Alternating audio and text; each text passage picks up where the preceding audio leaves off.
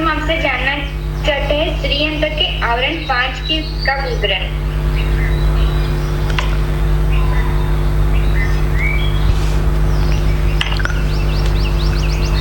चौथे आवरण के बारे में जानकर कि इसमें 14 कोण होते हैं, 14 त्रिकोण होते हैं।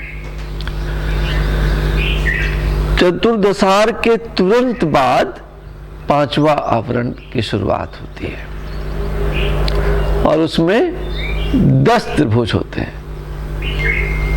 ठीक है, 10 ट्रायंगल होते हैं आपके 5वें आवरण में, और 10 जो ट्रायंगल हैं, 10 जो त्रिभुज हैं, वो आपके शरीर में किस चीज का प्रतिनिधित्व करते हैं?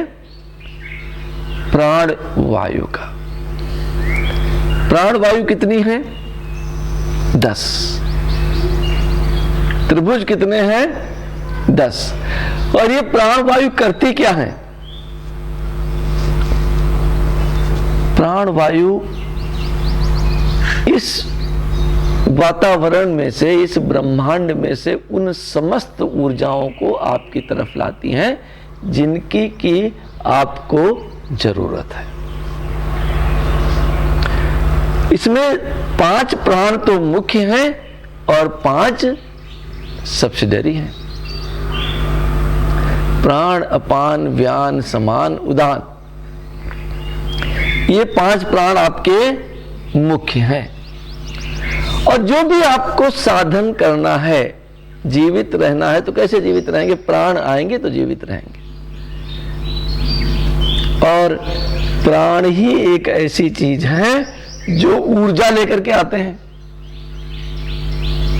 एक बार मैं पढ़ रहा था भाई सबसे बढ़िया डॉक्टर कौन है, तो डॉक्टर को संस्कृत में पता क्या कहते हैं? और कहते तो ठीक है,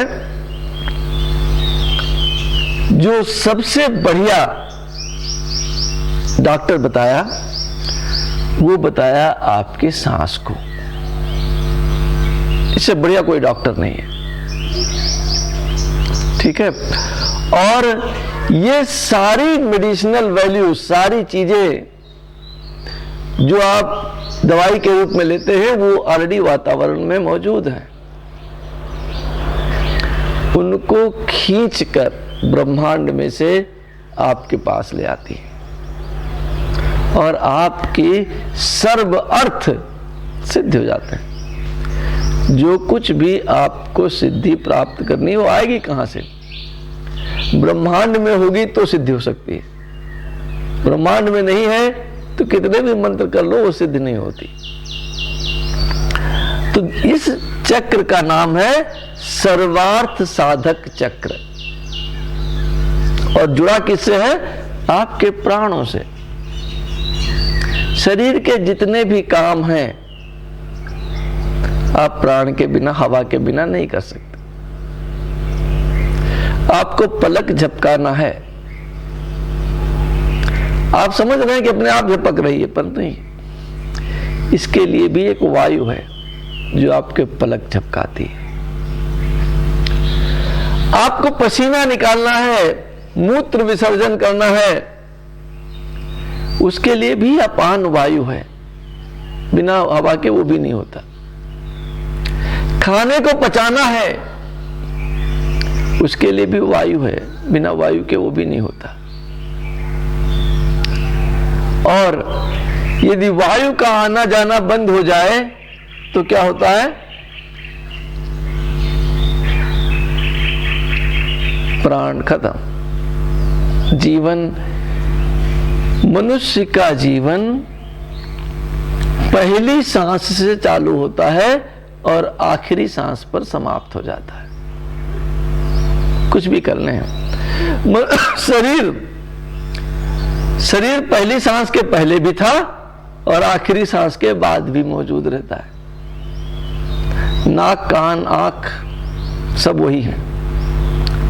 प्राण नहीं, जीवन नहीं। तो ये जो प्राण है, ये केवल आपको जिंदा ही नहीं रखते। अगर आपको सांस लेने की क्रिया ठीक से आ जाए तो सर्वार्थ साधक हैं।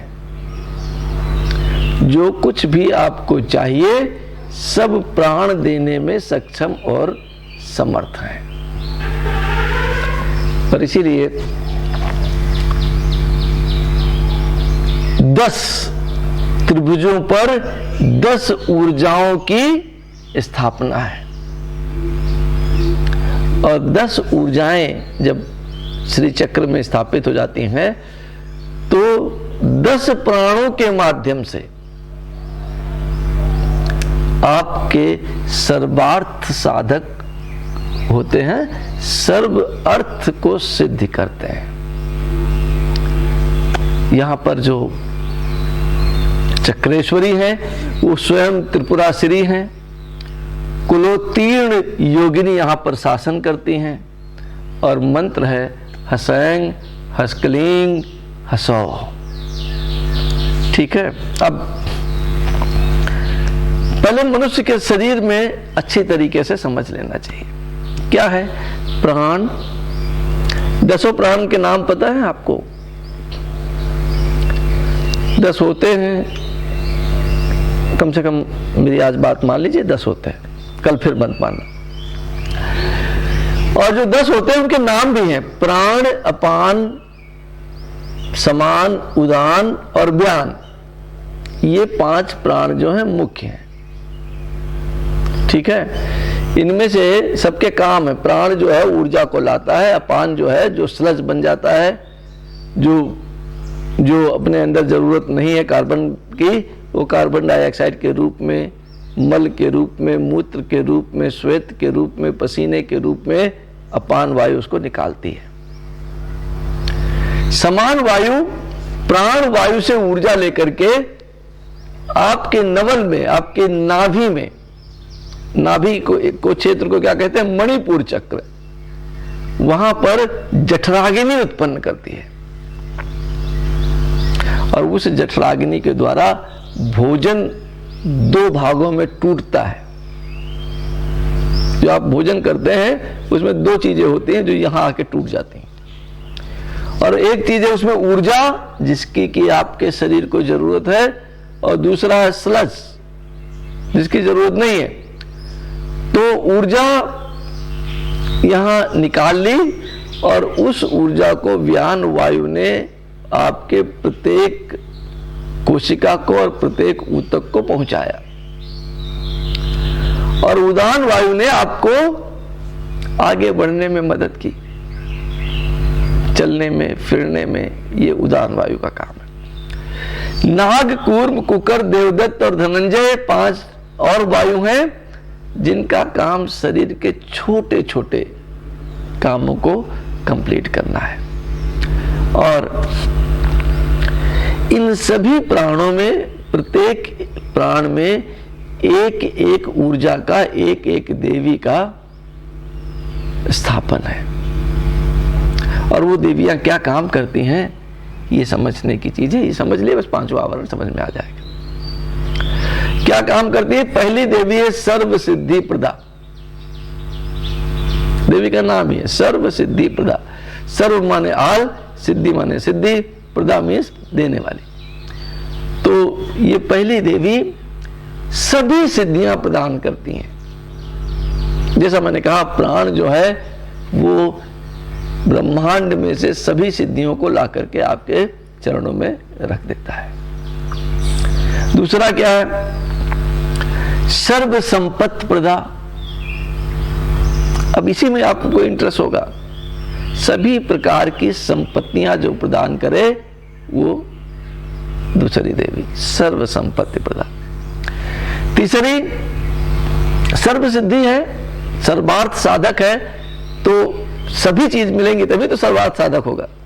तो तीसरी देवी क्या करती है? आपको ऐसा बनाती है कि आप सबको प्रिय लगे। चौथी क्या करती है? सर्व मंगल कारिणी, शुभता लाती है। 10 दिशाओं से शुभता लाती है, आपको देती है। अगली वाली क्या करती है? सर्व काम प्रदा। ठीक है, आपकी सभी इच्छाओं को पूर्ण करती है। फिर इच्छा पूर्ण होती है, उसके बाद भी दुख तो बना ही रहता है। तो दूसरी आगे की जो देवी है वो क्या करती है, सर्व दुख विमोचनी, आपके समस्त दुखों को मार डालती है। सर्व दुख विमोचनी, विमोचनी मीन्स खत्म कर देने, सभी दुखों को खत्म कर देती है। और फिर क्या है, सर्व मृत्यु समनी, सबसे बड़ा डर आदमी को क्या है, मर जाऊंगा, मर जाऊंगा, ये सबसे बड़ा डर है। तो वो क्या करती है, सर्व मृत्यु समनी, सभी प्रकार के मृत्युओं का ही शमन कर देती है। आपका जो मृत्यु के प्रति डर है वो समाप्त हो जाता है। सर्व विघ्न निवारिणी, ये आपके समस्त विघ्नों का निवारण करती है, नाश करती है। सर्वांग सुंदरी, आपके समस्त अंगों को सुंदर बना देती है। और सर्व सौभाग्यदायिनी, सर्व सौभाग्यदायिनी क्या करती है, आपके समस्त सौभाग्यों को ला करके आपके पास खड़ा कर देते हैं। और यहां पर पूजाएं किसकी होती हैं, कलाओं की। नारायण की कला की पूजा है यहां। नारायण की कितनी कलाएं हैं, 10, जरा, पालिनी, शांति, ईश्वरी, रति इत्यादि इत्यादि। इन 10 कलाओं की यहां पूजा होती है। कैसे, श्रीं ग्रीं क्लीं जरा विष्णु कला श्री पादुकाम पूजयामि नमः तर्पयामि स्वाहा, ऐसे सारे मंत्रों से। फिर सूर्य की भी 10 कलाएं हैं। सूर्य की 10 कलाओं की पूजा भी यहां पर होती है। ठीक है, सूर्य की कलाएं क्या है आप समझ सकते हैं नहीं। सूर्य आपको तपता है, इसलिए तपिनी एक कला है। ताप देता है, इसलिए तापिनी एक कला है।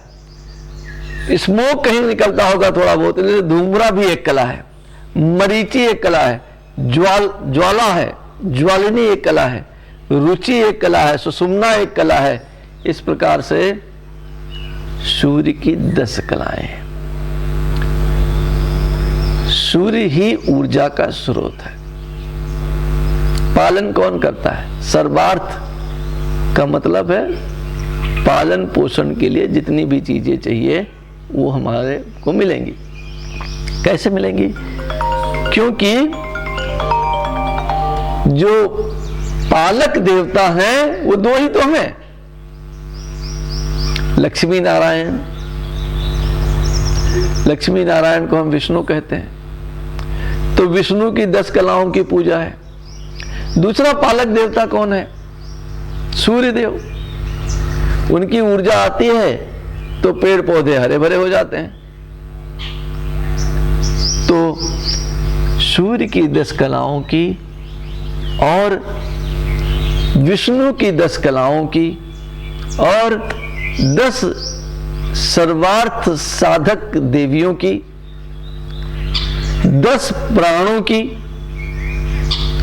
स्थापना और आवाहन करना, पूजन करना